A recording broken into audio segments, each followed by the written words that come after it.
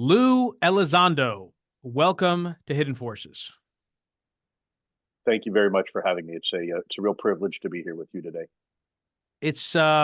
I'm very much looking forward to this conversation.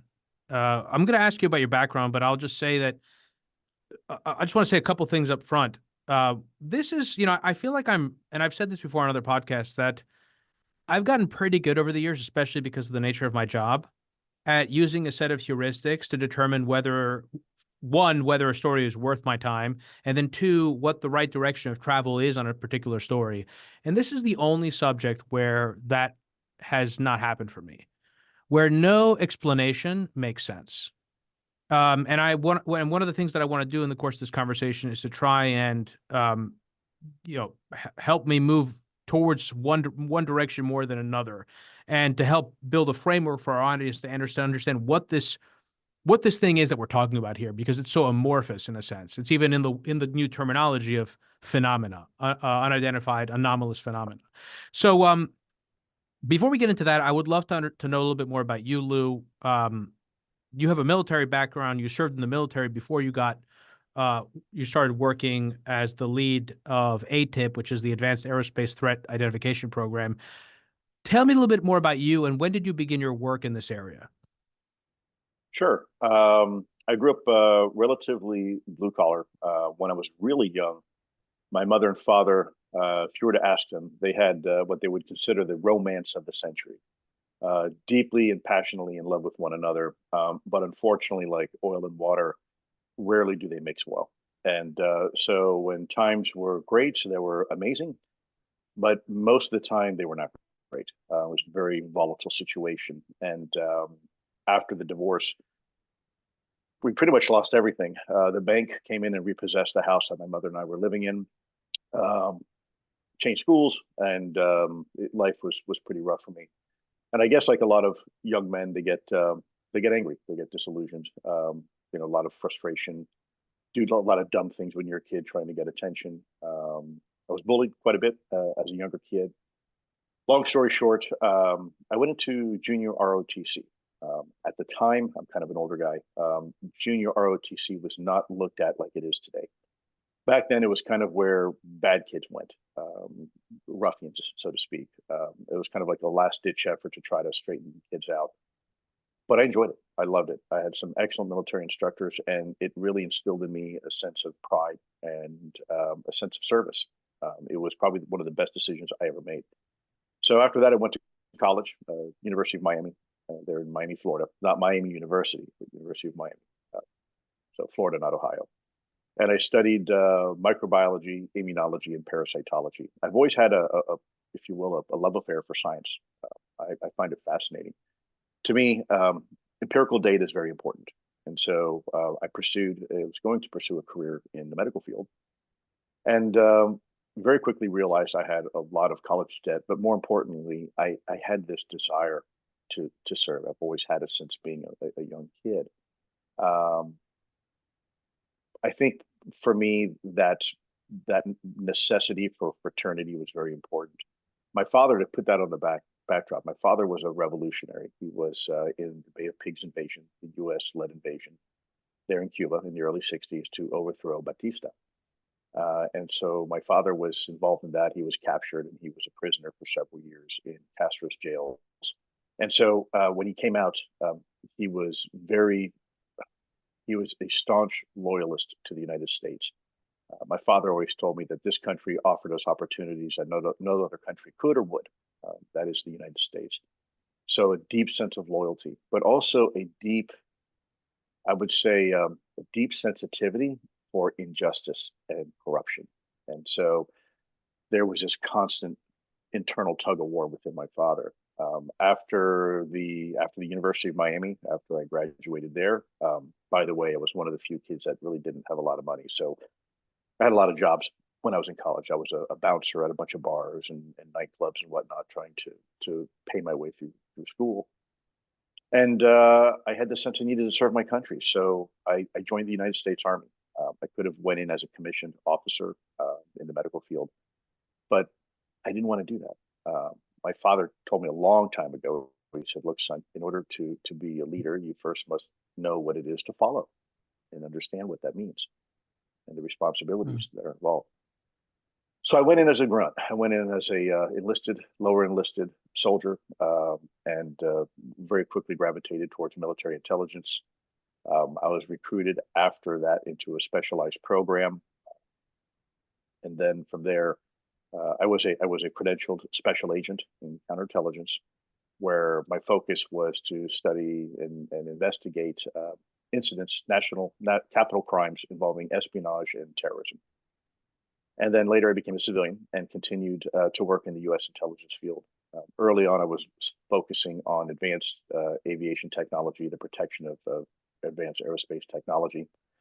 And then later migrated back to the core functions of counterintelligence, which was, again, counterespionage, counterterrorism, and subversion. Spent a lot of time all over the world, Latin America, Middle East, Asia, Afghanistan. Pretty much if you take a map and throw a dart on it, chances are I've lived there or was assigned there or stationed there at some point. But as you can imagine, that gets very tough on a family. I was at the time, a young father of one, soon to be two. And it was beginning to really have an effect on my family life. And so I took a promotion back here in Washington, D.C., and continued to run counterintelligence investigations and operations pretty much for the rest of my career. It wasn't until 2008. So at the time, I was working at the Director of National Intelligence, and my commute was horrific. So now my two young daughters are a little older; they're in middle school, and I did not want to raise them in the hustle and bustle downtown area of a major metropolitan area like Washington D.C. So instead, we chose to live on a little island in the middle of the Chesapeake Bay. Beautiful little area, but the commute was atrocious. So in order to get to work each morning, I'd have to take the two worst corridors you could imagine along the East Coast, and that was I-50 across I-95, and then 395 and 295 through the heart of the city to get to across and then over by Langley in that area. So the commute was killing me, and I had an offer to come back to the Pentagon for a short duration, so maybe a year or two, where I would help establish a program. That program was to integrate national security information down to state, local, tribal law enforcement, because I had both background as an investigator and also as a senior intelligence officer.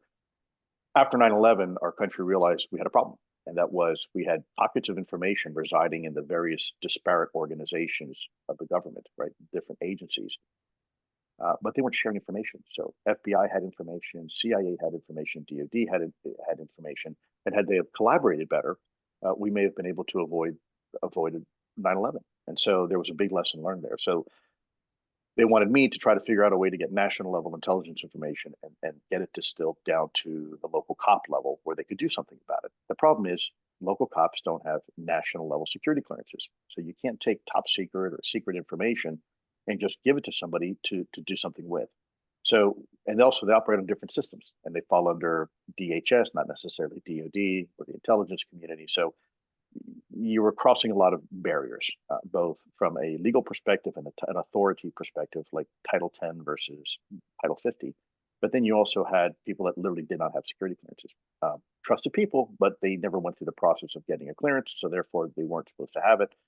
Long story short, that's when I went back to the Pentagon, and that was in 2008, late 2008. And it was shortly thereafter that I was approached by some people to be part of a new organization, an organization that would later turn out to be what is now everybody knows as AATIP, the Advanced Aerospace Threat Identification Program. I wasn't particularly good at anything. I was probably just as qualified as anybody else to do the job. I initially thought maybe they approached me because my friend had told me that I had he recommended me to these people for them to come talk to me because of my background in advanced aerospace technology. Later on, it turns out recently, I just found this out recently, that wasn't the reason at all why they picked me. I guess it was just because they needed a counterintelligence and security guy. So at the end of the day, I don't really know why they chose me, but they did. And I came in, and it was there I learned the reality about the U.S. government's involvement in UFOs. yeah, that's about it. It was a pretty interesting epiphany for me. Some people go through this process where they have this aha moment, if you will, and all of a sudden they realize, wow, wait a minute, we mean UFOs, like unidentified flying saucers, that type of thing. Um, Whereas other people, it's a little bit more of a gradual, steady realization of, wow, okay, so we really are dealing with some sort of advanced technology, and there's a real national security issue here because these things, whatever they are, wherever they're from, are coming into controlled U.S. airspace over sensitive military installations, and they seem very interested in our military and nuclear equities. And that's an established fact. This isn't supposition. Right? We have these things on gun camera footage. We have them on radar systems. We have it backed up by eyewitnesses, trained observers like F-18 pilots, Top Gun pilots. Right? These folks are trained to recognize the difference between an Su-22 and a MiG-25 and an F-16 at 10 miles away and make a split-second decision, right? So you got all this information now coming into the Department of Defense and to the intelligence community saying, hey, we got a problem here. But at the end of the day, no one really wanted to have a conversation um, for several reasons, which we can certainly get into if you want to. Yeah, no, I mean, well, we're going to try to get into as much as we can, but there's so much that's going to get left on the cutting room floor, in part because, well, one of the challenges is the number of agencies, programs, and departments. Another problem is that it it's, and this is something I wanted to actually ask you, and maybe now's a good time to ask you, which is what was the mode of investigation you were operating in here? Because, like, someone like me, if I try to figure something out, it's usually on a topic where it's straightforward. There's a yes, the mode that I operate in is important, and the framework I bring to the investigation, and then also the amount of work I put into trying to figure it out.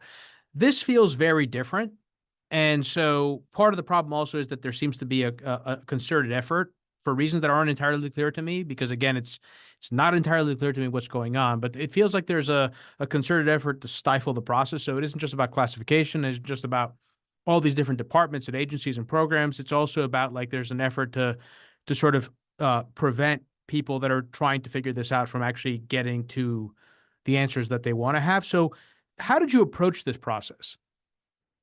Sure. Well, first of all, I think that's a great observation, and I think it's a very accurate observation. So bravo to you.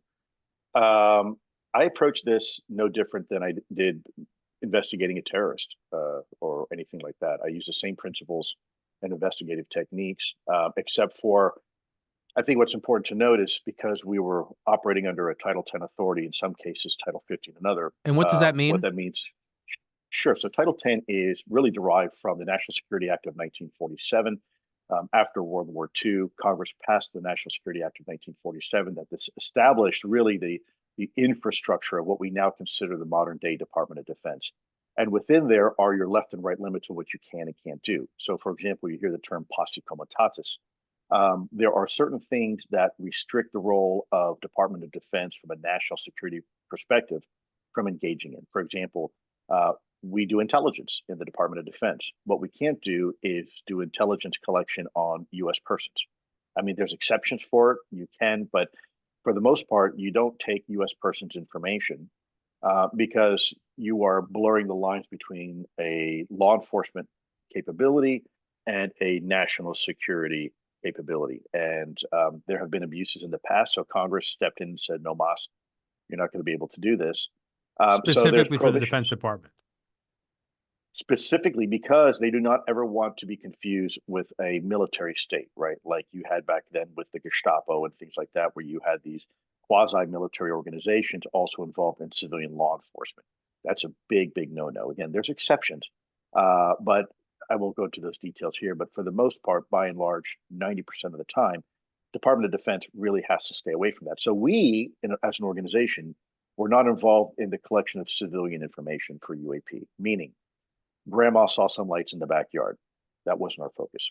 Our focus was under our authorities, any type of military, whether it's a military person, like a military officer, enlisted person, or it was a contractor, military contractor, or a military civilian. That was well within our authorities. And so that's what we really focused our investigation on, at least when I was part of the program. I can't speak before that, Mhm. but when I really started to get heavily involved. we focused primarily on military equities. So wherever the military was, which has a global presence, by the way, we were focused on military encounters of UAP. And I think that's a very important distinction. And the type of skill sets we applied were no different than we did when investigating, let's say, a terrorism or an espionage investigation, except for we were just dealing with yet another unknown, but the skills were the same. And then I think what was also very helpful is that there were 5 fundamental categories that we were able to, if you will, bin a lot of this technology and what we were seeing. A lot of folks up until this point would say, hey, there's something in the sky. And they'd kind of jot it down and say, well, gee, isn't that interesting? It was really AATIP that I think codified and galvanized the notion of the 5 observables. There are 5 categories. When you compare UAP performance characteristics compared to that of, let's say, conventional aircraft and technologies, there are these breakaway technologies that are potentially involved in allowing these vehicles to do what they do. And what are the things that they do? Well, first of all, one of them is hypersonic velocity. So what is hypersonic velocity? That is technically speeds of Mach 5 or above. That's fast. That's 5 times the speed of sound, right? Now, do we have aircraft that can do that? Sure, we do. We don't have a lot, but we've got some. For example, the Lockheed YF-12A SR-71, aka the Blackbird. That is an aircraft that can fly at the unclassified level, roughly 3,200 miles an hour. But when the SR-71 wants to take a right-hand turn, it takes roughly half of the state of Ohio to achieve that maneuver, which leads us to the second observable. The objects that we're seeing are going much faster, in some cases 10,000 miles an hour, 13,000 miles an hour, as being tracked by radar. And by the way, that's in low Earth atmosphere, where the atmospheric density is extremely thick. It's almost like a soup. And so the friction is very, very high. So from a material science perspective, we're talking about something that really can withstand melting temperatures and crushing pressure and speeds, which leads us to the second observable, where I mentioned the SR-71 taking quite a while to execute a right-hand turn at that speed. The second observable was instantaneous acceleration. And that is the ability to change direction, if you will, or experience inertial forces that are significantly higher than what we're used to seeing. So what do I mean? Well, go back to the SR-71. At that speed at 3,200 miles an hour, you wouldn't expect something to make an immediate right-hand turn or even a complete 180.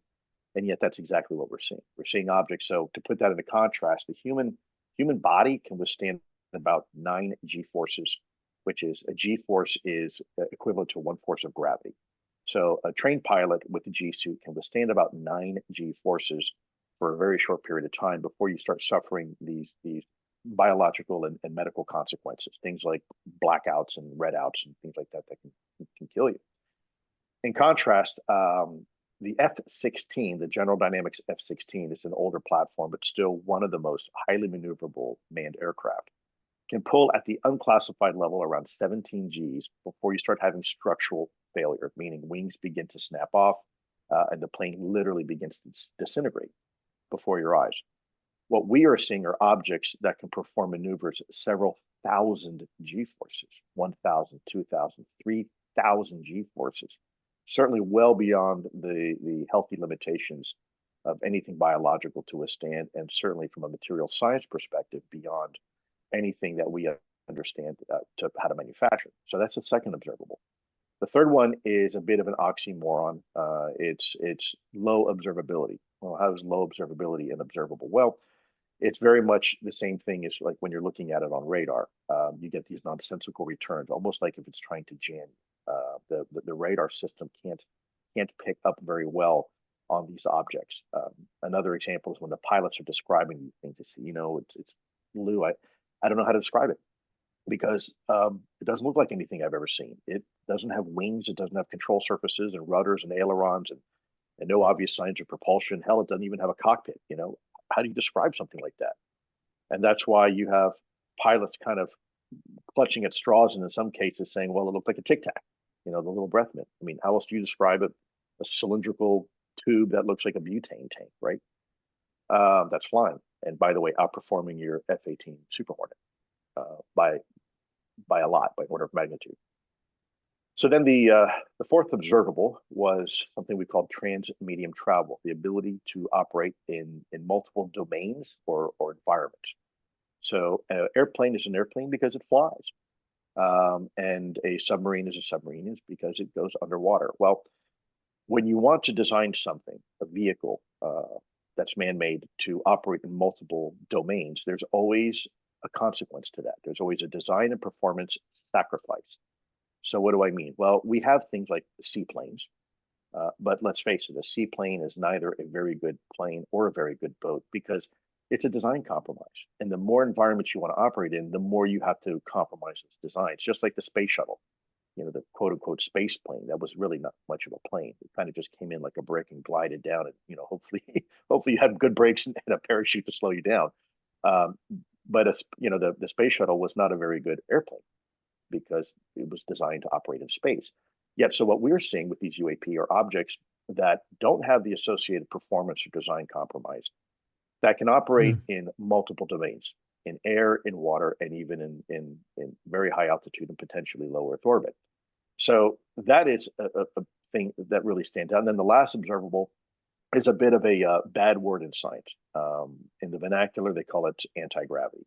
But what does that mean, anti-gravity? Well, it simply means the ability to defy the natural effects of Earth's gravitational pull without the associated technologies that we would normally consider using. So there's, for example, let's say this little charging pod, Tic Tac, is an aircraft. There are four fundamental forces: thrust, lift, drag, and weight. And when you understand those, you can create a wing, and you create lift, and you fly. Another way to defy Earth's gravity is through the concept of buoyancy. I have a cavity, and inside this cavity, the volume is less dense inside than outside, so it rises. Think of a hot air balloon, think of a helium balloon. And then the last way we know how to defy Earth's gravity is through the concept of ballistics. Force equals mass times acceleration. If I put enough charge or energy behind this object, in theory, I can blow it out of a tube and it will go up and then eventually come back down to Earth, just like when you throw a baseball in the air. What we are seeing are objects that are obviously in our atmosphere and can maneuver fairly effortlessly, but don't have the associated technologies of aircraft or of balloons or of a ballistic missile. They don't have any obvious signs of propulsion. They don't have any obvious signs of lift. They don't have any air cavity in there to sufficiently provide the level of buoyancy and maneuverability that we're seeing. So when you see those five observables being used by a single technology, from a military perspective, we are now forced to reconcile this as some sort of beyond next generation technology. And then comes the hard questions, right? Where's it from? What are its intentions? Who has this technology and this capability? That's really where the hard discussion comes into play. Well, that's what I want to do all the work to get us there as soon as possible, because that's the most interesting part of this conversation, in my view. So you mentioned that your focus was on the military during your time at AATIP. In your book, it feels like most of the conversation was stuff that was not necessarily related to your work, presumably because of classification reasons. What in either, I guess, not necessarily at your work at AATIP, but in preparing and writing the book, did you look at any publicly available information about such sightings by commercial pilots? So I was very well aware of it.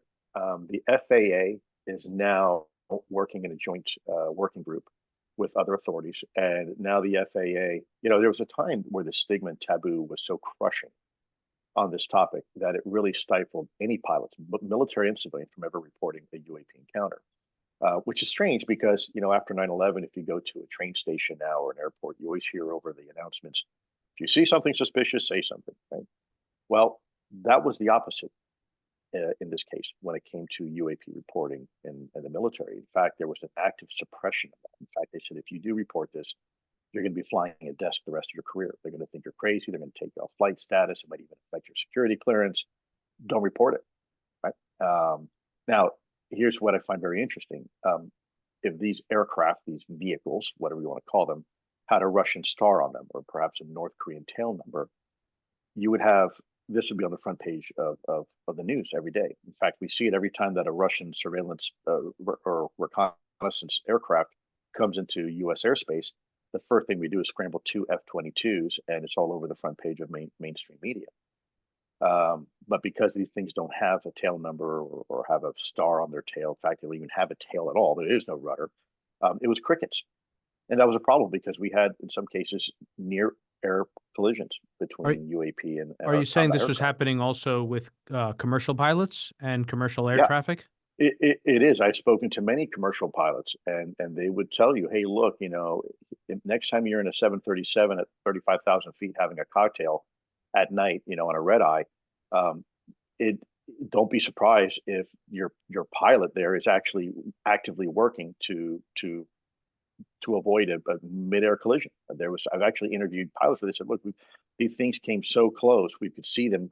In some cases, even detect them. They have these This is so bizarre. I mean, sensors. this is the part of this story that's just so incredibly bizarre, which is this juxtaposition of um like I mean, the number of sightings or people saying that they're seeing something, but that combined with the lack of I guess up until recently, up until maybe the work that you did that helped get after you resigned from AATIP that helped get some of these stories out to the New York Times. So like how much of what we know actually, this is a good question to ask you, how much of what we know now, like stuff like the Nimitz, some of these videos that came out, these infrared videos, information about radar detection from some of these strike groups and testimonies by some of these pilots like Fravor that came out to the public was a result of the work that you were doing after both during your time at AATIP and then after you resigned.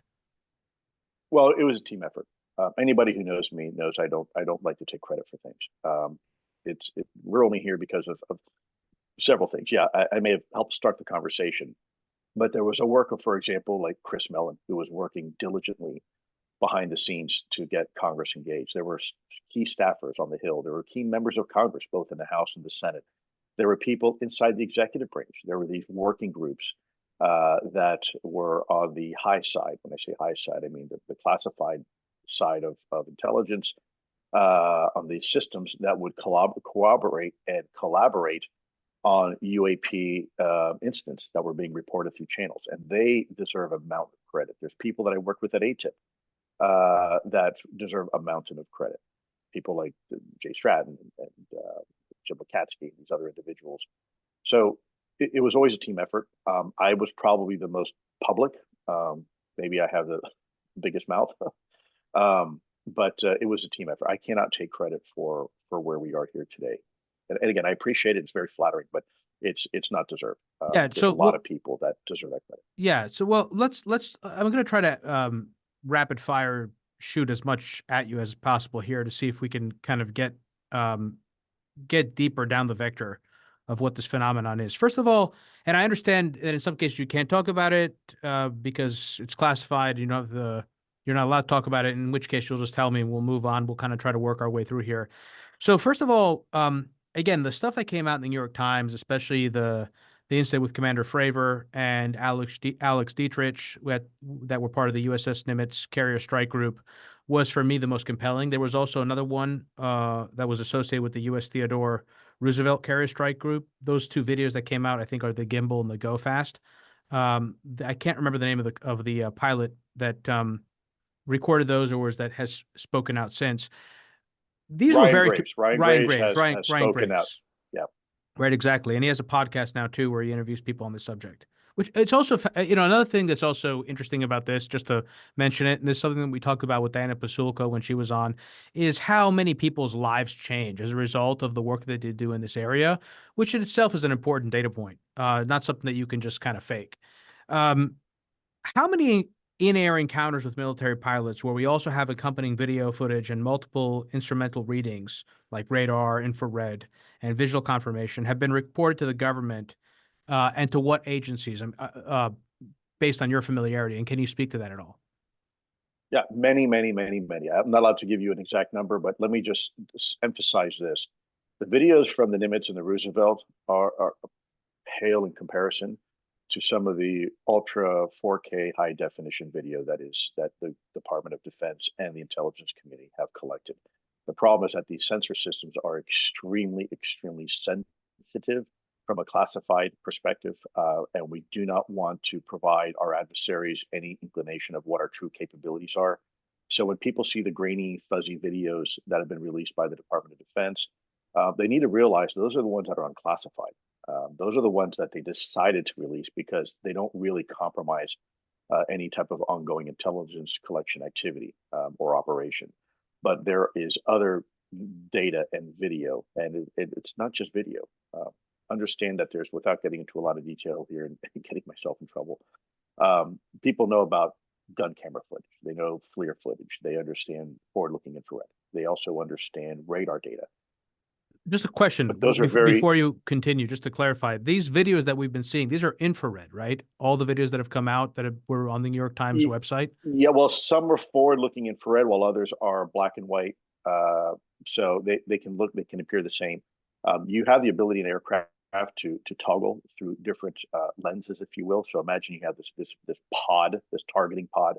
It was actually recently kind of made popular in the recent Top Gun movie, but a targeting pod, this little pod that sits on the bottom of the aircraft, and it's always looking for the targets. And depending on the circumstances, weather conditions, altitude, whatnot, that pod has different ways it can track a target. Got it. Some of them is with it's more that it's not a one trick pony. Let me just say that. But these are very relatively narrow parts of the electromagnetic spectrum and electro-optical spectrum. There are capabilities that exist that capitalize on, how shall I say, other means of collecting information. And that some of these are very sophisticated and very, very capable. And when they are providing information about these UAP, now you have really some good data points where you can say, okay, well, we can see it doing this, but then it moves off camera. But by the way, we've got this other data over here that continues to track it, and it's showing. Are X, these Y, accompanied Z. with visual observations by the pilots in some cases, where they can actually Correct. corroborate what's actually being seen? Yeah, correct. That's why this is so important, because if it was just an eyewitness, even from a Top Gun pilot, people can make mistakes. But when you have that information being corroborated by gun camera footage and having it corroborated by radar data and have it corroborated by other collection assets in the area, you now have 3 to 5, if not more, sources of information, all reporting the same thing, at the same time, in the same place, under the same circumstances, right? Have you had access to all these pilots yourself, where you've been able to interview them and speak to them personally? Many of them, yeah. Many of them, yes. And so this is why I think it's important, because you have all these data points now suggesting the same thing. And keep in mind my background, right, as a former special agent and special agent in charge. If this was going before a jury, I mean, we'd have to convict. We're beyond reasonable doubt at this point. Yeah, I mean, this is again, so just on a personal level, what is that experience like for you, sitting in interview after interview with pilots? And also I'm actually kind of curious on a macro level what the overall experience has been like for you. Like, how quickly did you learn about this stuff? Like let's say get to the point where you sort of knew about 90% of the relevant information, and what was that like, and how did that change your life? Because you talked about in the book about how it changed your life. Well, first of all, I'm not sure I did ever learn 90%. I think that I mean, one of 90, my sorry, I mean frustrations. 90% of what I mean is 90% of what you know, like in other words, it's a way of talking about the acceleration. Like, how quickly did you get read in on all these Oh, I programs? see. Yeah, that's what I I mean. see. Well, I think let me caveat by saying part of my frustration was a lot of times we would go down the rabbit hole and we would come to a conclusion only to realize that there was another government organization or agency that was stifling us. And then you have to ask the obvious question, why? What's going on here? As for me, it was there was very, very compelling, and my colleagues, there was compelling data to suggest that what we were seeing is real. These aren't atmospheric anomalies or aberrations or anything like that. These are real things. And one of the counter arguments I used to make, even to when somebody would dismiss a military pilot about these encounters, I would say very simply to whether it's a general or an admiral, I said, well, sir or ma'am, you really have two options in this conversation. Either it's real or this is a mass hallucination. And by the way, these are people in some cases that are trained and trusted to fly combat missions over civilian populations. These are people that have their finger literally on the nuclear launch button, right? So if we're talking about mass delusion, mass delirium here, then you've got a bigger problem on your hands because now the half of the national security apparatus is reporting on these things that are there. And if they're not real, then every single person that's got a security clearance is now, you're saying is crazy. So choose your poison, right? It's either one or the other. Either it's legit or it's not. If it's not legit, then you've got a bigger problem on your hands because that means you've got literally, half the people in the intel community are certifiably crazy. And that's not the case. Obviously, we know that. But that was an analogy I would use to really drive home the point to some of these folks that had this almost this cognitive dissonance where they said, no, this can't be real because if this was real, I would have known about it before. Well, my dear general, you're learning about it now. So I don't know how to tell you otherwise, but well, that's the thing that's so that's actually great because that maybe you kind of jiggered something loose in my mind, which was how do I articulate this? We're talking about a world. What's being asserted here is a worldwide phenomenon, and yet so many people like me have never had firsthand experience of it, or we haven't seen it, or we're not aware of it, or we don't remember it. And that those two things seem to not click together. I mean, I can't think of any other thing in my life that presents in this manner where you have people, like you said, these are professional pilots who don't really have a reason to lie. And I mean, again, the Commander Fravor and Alex Dietrich one is, to me, the most compelling of any I've seen. And I encourage anyone who hasn't seen interviews of these pilots. 60 Minutes did some interviews of them. The New York Times article featured some of their testimonies and also like the video footage from their planes and reports about radar readings from the carrier strike group. These people are independently getting visual confirmation on this object that they described as the Tic Tac.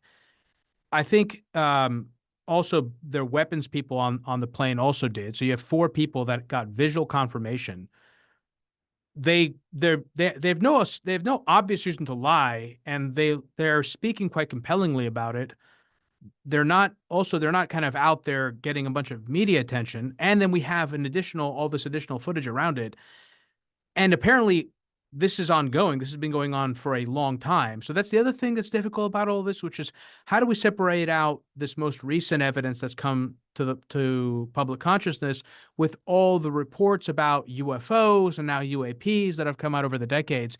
And then there's also this other stuff, Lou, which I don't know how exactly it fits in, and I don't necessarily want to open that can of worms because, again, I want to try to be as constructive as I can to help people sort this out. But there is a lot of the stuff that was studied under OSAP, which we can also try to differentiate and understand what is the difference between OSAP and AATIP, which is what you ran. OSAP is the Advanced Aerospace Weapons Systems Application Program.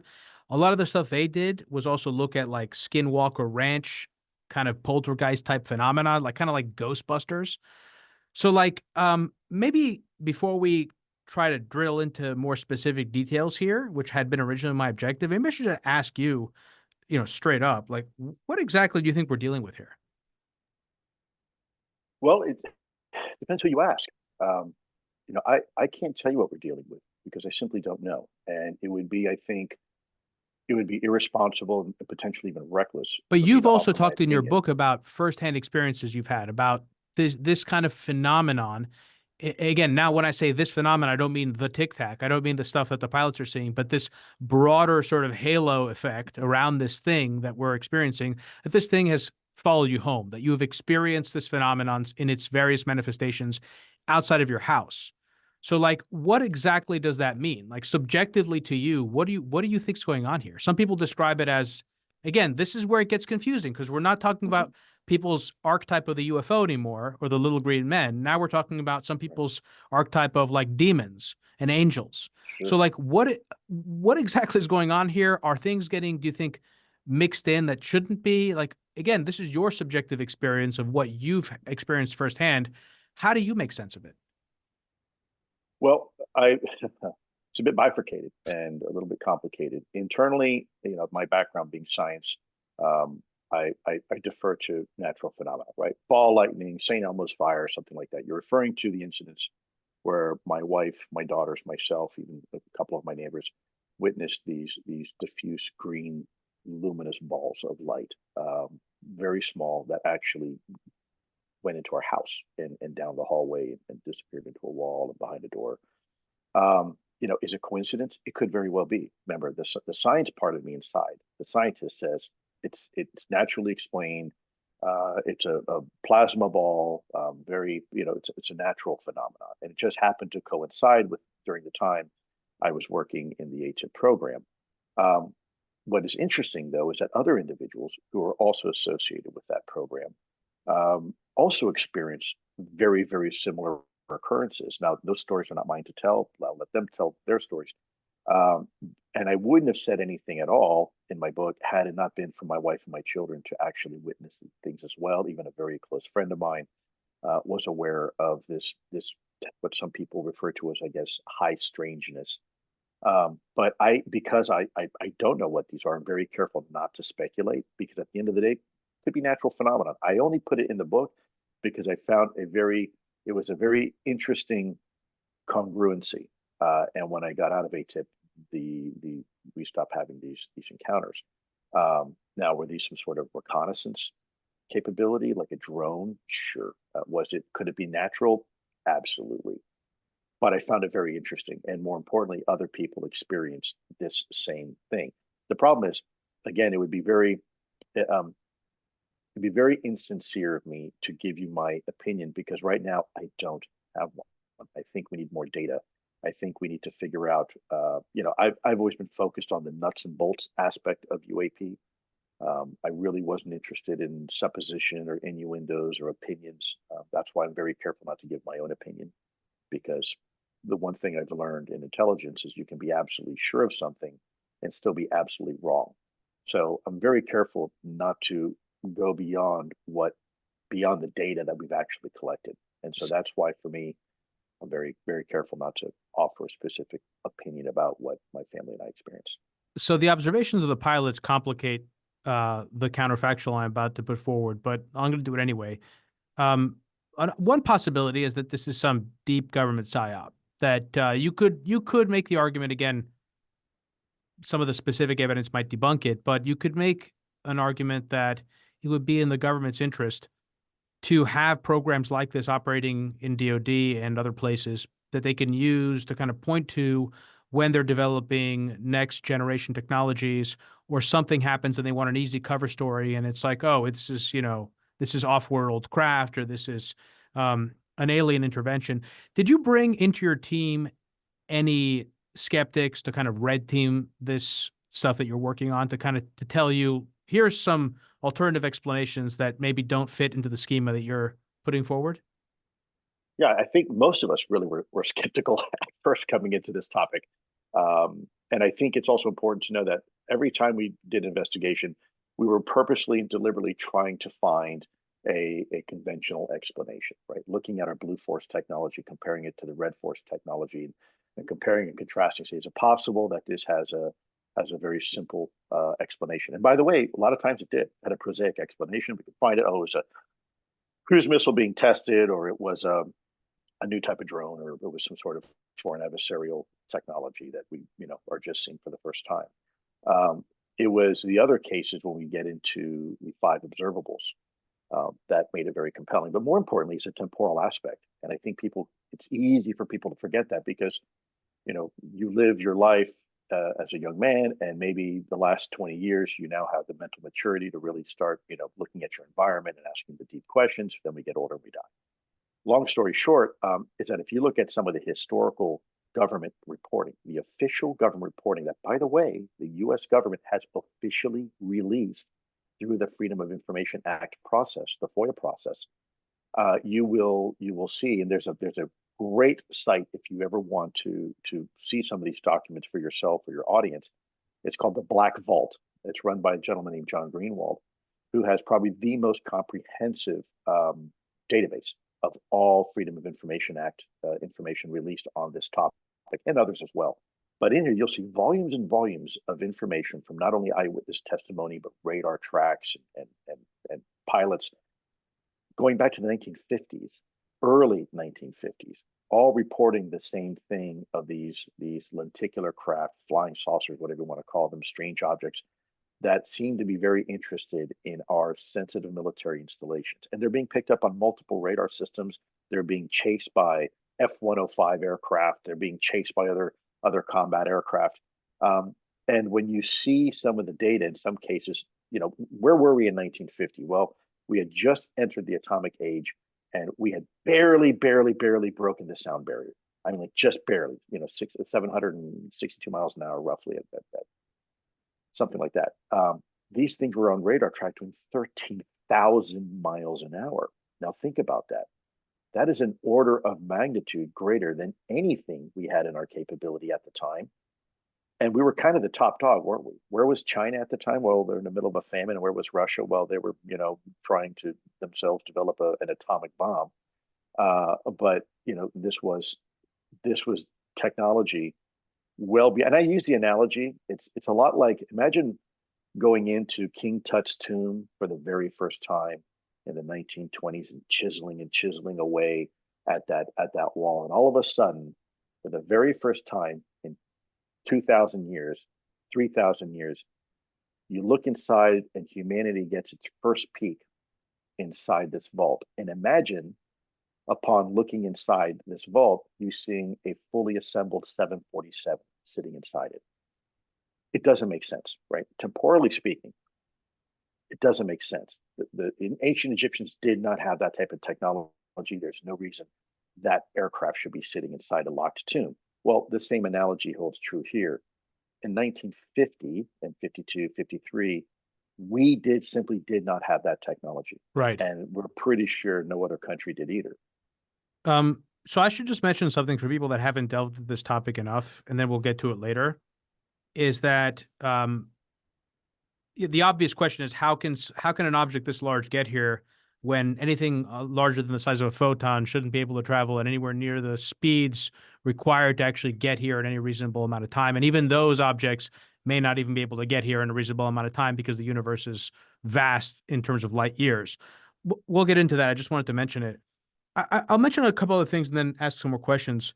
So one of the things that comes across to me, if I were to put aside the sort of conventional explanations, one of the explanations is that we're living in some kind of simulation.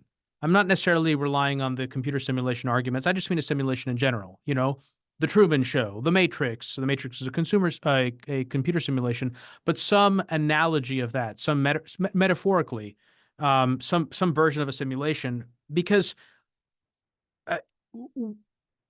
this phenomenon is so widespread and also varied in its manifestation that it doesn't yield itself to any clear mode of explanation.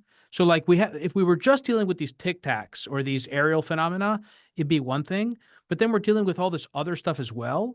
And then we're also dealing with this weird level of government conspiracy. Like you talked about how your computer was wiped clean after you left AATIP, the work that you've been doing on this subject. And so like, do you ever wonder, like when you and your fellow investigators, and I also want to drill into who outside of your group have you tried to bring into this subject? So like what top level physicists have you brought in to try and explain physically how this is possible? I know you've asked people like Eric Davis or Hal, who have been dealing with the subject for a long time, but I am very curious to understand, like, how are you, who's coming in from the outside to look into this? But have you asked yourself, like, could I just be living in some alternate reality and I actually have no clue what's going on at all? Like, this isn't even about coming up with a materialist explanation for how these things are breaking the speed of sound so quickly or moving at what seems like the speed of light or beyond, but actually, like, this whole thing, I have no concept of really what's happening. Sure. So that's a lot to unpack. Let me see if I can do your questions any justice here. You started initially by talking about the vastness of space and the fact that a photon of light is really at the universal speed limit of 186,000 miles per second. That is the speed of light.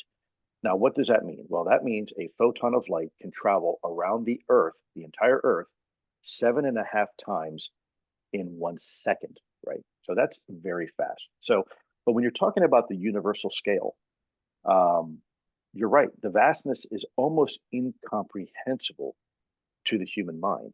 And so, what do I mean by that? If you talk to scientists now, a lot of them will say that the universal horizon, where the farthest we can see light, is roughly 13.9 billion light years in any direction, right? So we kind of sit in the middle and we can look all around us and see 13.9 billion light years.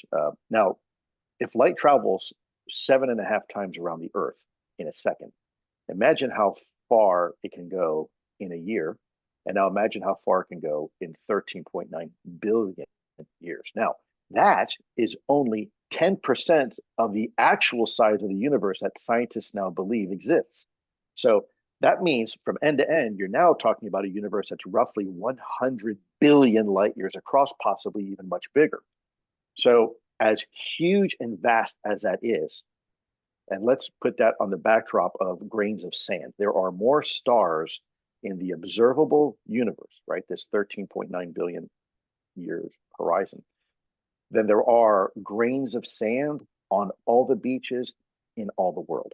So think about it. It is an enormously huge size. Now, as crazy and hard as that is to conceptualize the vastness of our universe, if you compare a single hydrogen atom, Avogadro's number, 1 times 10 to the negative, with a bunch of zeros, that atom is roughly the same order of scale and magnitude to us as we are to the universe, meaning there's an entire cosmos, there's an entire universe in scale inside every human being as there is outside. And we kind of sit roughly right in the middle of that scale, that universal scale between sizes.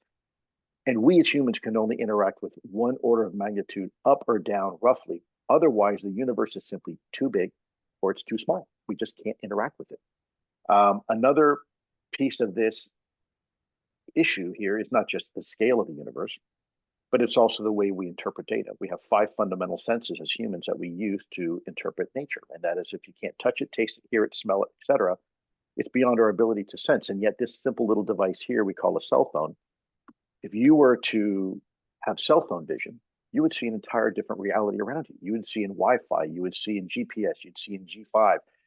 It'd be like us looking at a night sky where I live in Wyoming with the naked eye and marveling how beautiful it is. Now look at that same portion of the sky with a radio telescope. You will see an entirely different reality around you. You will see in the infrared spectrum. You'll see in the microwave and in the ultraviolet spectrum.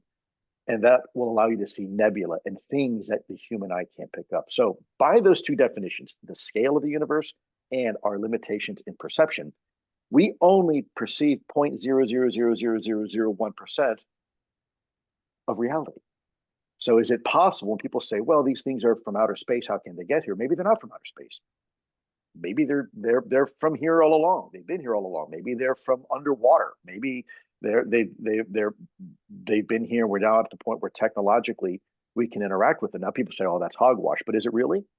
Because I went to school, and when I went to school, I learned the reality that if you look at Homo sapiens sapien as a modern species, a lot of scientists will speculate that we've been around for the last 100 to 200,000 years in modern form. So that's Homo sapiens sapien. It's only been the last 2,000 years, thanks to the Greeks, that introduced the notion that there are only 2 types of life forms on this planet. And either you are a plant or you are an animal, and that's it. And it wasn't until the Renaissance and the days of enlightenment that we realized there's this other dominant life form that's been on this planet all along. That's neither plant nor animal, and that is the world of fungus. And so we pat ourselves on the shoulder and say, oh, that's great. It wasn't for the last 120 years. Now think about this. If you look at a 24-hour clock, 200,000 years, and say that's 24 hours on a clock, it's only been in the last 3 seconds of our existence towards midnight that we actually discovered the true dominant life form on this planet, the true kingdom of life that is dominant. In fact, it's been here longer than anybody else and anything else. If you get all the biomass from every plant and all the biomass from every animal and all the biomass of every fungus and add it all together, it still does not add up to the biomass of this hidden, true alpha life form on this planet. And that wasn't until we could curve glass, look through a little metal tube, and famously shout, little beasties, did we realize and discover the world of microorganisms that live inside of every single one of us. They live on the skin of the ISS space station. They live miles underneath the Arctic ice. And we just discovered the true life form on this planet just now. So is it possible these things have always been here? Is it possible these things can be from underwater? Is it possible these things are from outer space? Is it possible these things can be interdimensional? All these are potential options that I've always told people, all options have to stay on the table until they're no longer on the table. And so we have to stop thinking in a very linear form, I think. My suggestion is people say, oh, well, they're from outer space. Well, they could be from outer space, inner space, or frankly, the space in between. We don't know yet. And I think that's important to keep an open mind. So besides the simulation argument, which again, I think it's a compelling one if you're being radical about this. I think another one that's interesting is, so you brought up the national security angle of this story. Now, I don't know how much that is something that you and your colleagues have talked about because it fits the paradigm of thought within DoD and the government, and you need to find a way to channel this information, or how much you actually believe it. Because for me, this idea that, because this is something you put forward in the book, that these phenomena are prepping the battlefield, that they're interested in our nuclear weapons. This is also something that I'm curious, really, how much evidence is there for the argument that these things are particularly interested in our nuclear facilities and our military bases and installations because we're seeing more evidence there? Or is it that's because we're the cameras and the radar and the infrared cameras and all the trained observers are, and that's why we're seeing more stuff there, and there's nothing in the middle of the ocean to actually see? So to me, it seems like if we're assuming that these things are so intelligent, one would imagine that they already long ago had the capability of creating designer viruses that can kill every person on Earth. They don't really need to be concerning themselves with like figuring out how to do an 1994 Independence Day alien style invasion.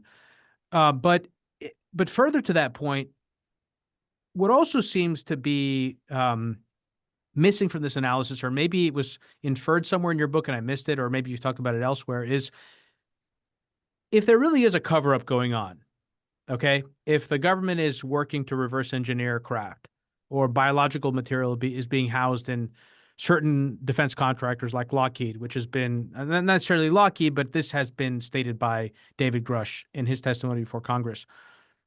One could easily imagine then that these beings would be in communication with leadership structures in the world. And so are there people in your community who think that this intelligence is actually already exerting influence over our leadership structures and our governments? Well, it is already exerting influence. I don't know if it's deliberate or not. I mean, the fact is now you have presidential candidates being asked about this topic. No, that's not what I mean. That's not what I mean. You know, It's not what I mean. yeah, That's not what I mean.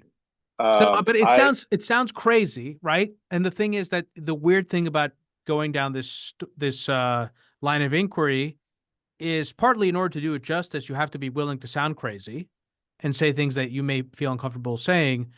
But also, when you do as much as, and I've done much less than you, as much work as I have, nothing really makes sense. So I feel like if I'm really just being an honest thinker here, I have to be willing to think through some of this stuff. So I mean, that to me is an interesting hypothesis, that we could already be living in a world that's largely controlled by alien intelligence, and we actually don't know it. And it's not the well, simulation argument; it's a more conventional materialist science argument. yeah, anything is certainly possible. If you want to explore that avenue real quick, there's two lines of thought. One is yes, anthropomorphically speaking, if these things have motivation and intent like a human being, then and they are living in a resource competitive world, meaning resources are scarce, and you have to compete to obtain those resources, then one could certainly argue yes, there's a vested interest and to interact with government structures and society in a certain way. But you also have to look at the other way. Very few things are anthropomorphic, truly. Very few things have intent and motivation like human beings, even right here on Earth. So if you compare a shark that bites a surfer, when you're a human, you do things out of intent. I want to hurt someone or I want to help someone. Animals on this planet don't really look at it that way. They are just hungry and therefore they eat. They don't want to hurt anything. They're just hungry. And so we have to be careful ascribing anthropomorphic values to things that we have no idea. So, for example, AI, artificial intelligence, that's binary. It's ones and zeros. There's no intent behind it. It just does what it does. Is it possible that these things, we're looking at this on the backdrop of human sense of values and the way we try to understand the world? But that's kind of a uniquely human thing. There's a lot of things that really don't operate off those principles, and so we have to be careful ascribing because human nature to things that may not at all be human, and it may not be living in the same resource scarce environment. Perhaps with certain breakaway technology, there is no competition anymore because the ability to harness energy is virtually limitless. A lot of the things that we've have as living in caves and villages and killing each other and taking each other's land and property and food, maybe that's no longer an issue or something that's really advanced. And so very much like we are in let's say the Kalahari Desert or the Serengeti, where we will track wild animals and in some cases fly a helicopter and dart one and look at it and study for its O2 and its ability, its dietary and its migrational patterns. We don't walk up to a wildebeest before we tranquilize it and say, "Hi, how are you? My name's Lou, and I want to talk to you. Do you mind if I tranquilize you for maybe an hour so I can take some of your blood and study it?" No, because the wildebeest can't comprehend it. So we just simply do what we do.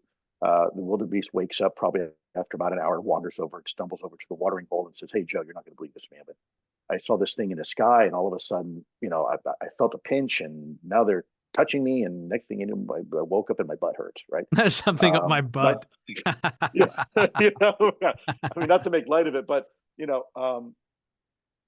have to be really, and I think it's a great question you have, but we have to really look at this, I think, and avoid that temptation of ascribing human sense of values and motivation and intent to something that we have no idea about, whether or not they're interfering with our government, whether or not we are working with them or they are working with us.